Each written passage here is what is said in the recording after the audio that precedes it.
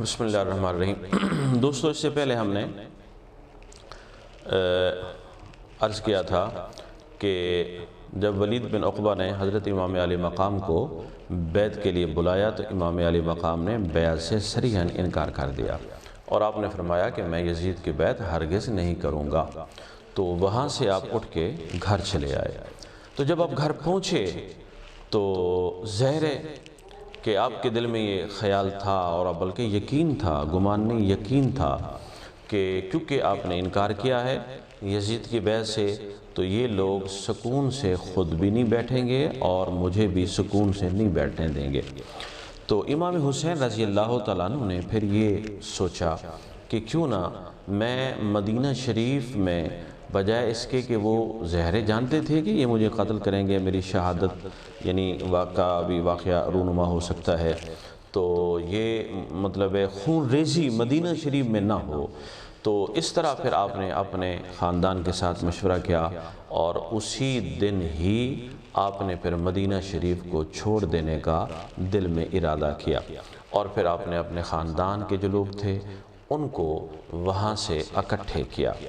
اور اکٹھا کرنے کے بعد ان کو وہاں سے جناب آپ نے سامان ان کو فرمایا کہ اپنا اپنا سامان باندھ لو اور ہم مدینہ شریف کو چھوڑ کے مکہ شریف کی طرف چلے جائیں گے۔ چنانچہ حضرت امام علی مقام نے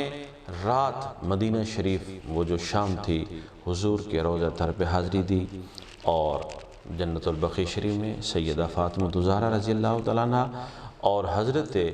امام حسن رضی اللہ تعالیٰ عنہ کی یعنی مزارات پہ بھی حاضری دی۔ اور وہ منظر کیسا منظر ہوگا؟ مدینہ شریف کا چھوڑنا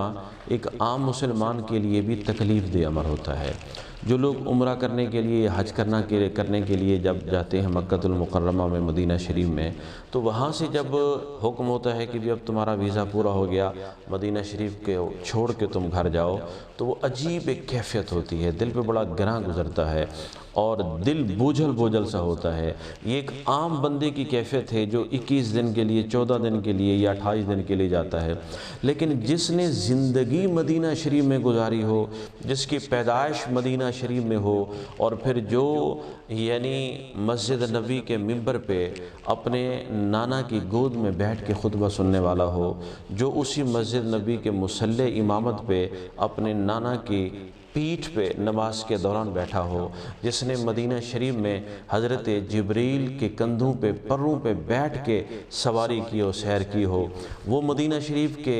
جس میں امام علی مقام نے اپنے نانا کے کندھوں پہ بیٹھ کے زلف واللیل کو ہاتھوں میں لے کے مدینہ شریف میں چکر لگائے ہوں، حضرت علی ان کو سیر کرانے کے لیے باہر لے جایا کرتے تھے۔ تو اس مدینہ شریف جس میں آپ کی پیدائش ہوئی، جس میں آپ نے زندگی کا بہت بڑا حصہ وہاں پر گزار دیا، اس میں نانا جان کی، حضور آقا کریم علیہ السلام کی، اپنی والدہ پاک کی، والد محترم کی، بھائی جان کی یادیں سب کچھ موجود تھیں، تو اس کو چھوڑنا ان کے لیے کتنا مشکل ہوگا۔ اور وہ حالات بھی بتا رہے تھے کیونکہ یہ سن 60 ہجری کے واقعات میں ہے اور سن 60 ہجری وہ ہے کہ جس سے آقا کریم علیہ السلام نے خود پناہ مانگی ہے۔ آقا کریم علیہ السلام نے یہ حدیث کا مفہوم ہے اور حضرت ابو ہریرہ رضی اللہ تعالیٰ عنہ کے بارے میں تو آتا ہے نا کہ آپ مدینہ شریف کی گلیوں میں یہ چکر لگایا کرتے تھے، لوگوں کو بتایا کرتے تھے کہ لوگوں دعا کرو میرے لیے کہ اللہ تعالیٰ مجھے سن 60 ہجری سے پہلے زمین سے اٹھا لے۔ سن 60 ہجری میں لڑکوں کی حکومت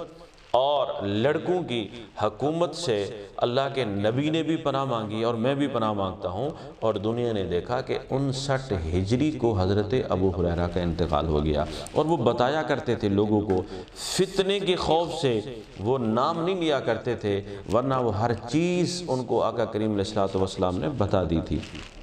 اب وہ ایک خوف تھا سن 60 ہجری کا کہ آقا کریم علیہ السلام نے بھی اس کے بارے میں جو علم غیب کے ذریعے سے پیشین گوئیں حضور نے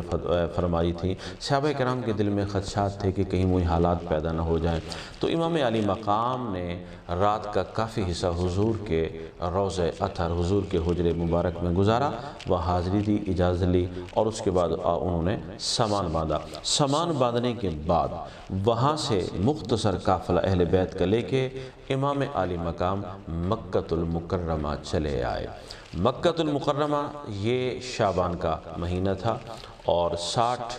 ہجری میں امام عالی مقام مکۃ المکرمہ میں پہنچ چکے تھے۔ جب آپ مکہ میں پہنچے تو وہاں پر مکہ شریف میں آپ یہ چاہتے تھے کہ مدینہ شریف میں میری وجہ سے خون ریزی نہ ہو،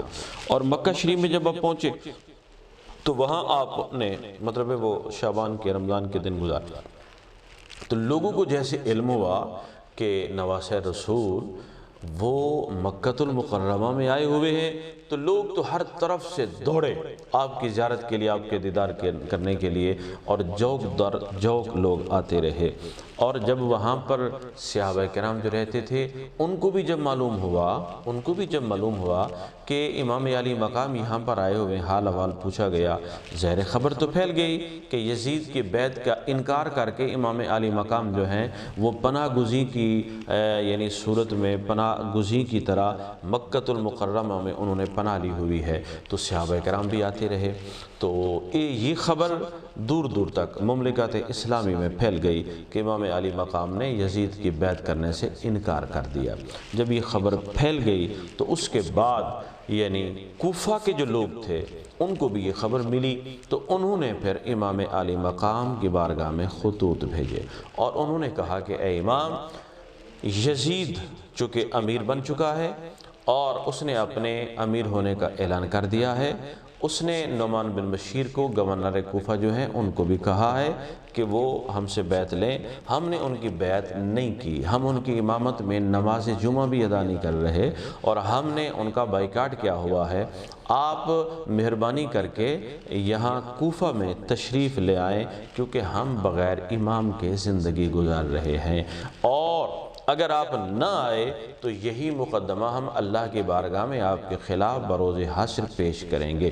تو چنانچہ وہاں سے خطوط آنا شروع ہو گئے، 150 سے بھی زائد خطوط ان کوفیوں کے بڑے بڑے جو سردار تھے، معززین تھے، انہوں نے لکھے اور امام عالی مقام کو انہوں نے مجبور کیا خطوط کے ذریعے کوفہ آنے کے لیے۔ تو جب آپ کے پاس خطوط پہنچے تو آپ نے واپسی ان کو خط کے ذریعے سے جواب دیا اور آپ نے فرمایا کہ میں تو فی الحال نہیں آنے والا، لیکن میں اپنے چچا زاد بھائی حضرت مسلم بن عقیل رضی اللہ تعالیٰ عنہ کو تمہاری طرف اپنا نائب اور خلیفہ بنا کے بھیجنے والا ہوں۔ اگر وہ وہاں پر پہنچیں گے، کوفہ کے اندر دیکھیں گے کہ اگر حالات سازگار ہیں، ہمارے آنے کے حالات وہاں پر ہیں، تو پھر تو میں ضرور وہاں پر آ جاؤں گا۔ اگر انہوں نے بتایا کہ حالات سازگار نہیں ہیں تو پھر میں وہاں پر نہیں آؤں گا، اور اس طرح حضرت نے اپنا نائب اور خلیفے کے طور پر حضرت مسلم بن عقیل کو کوفہ کی طرف روانہ کر دیا۔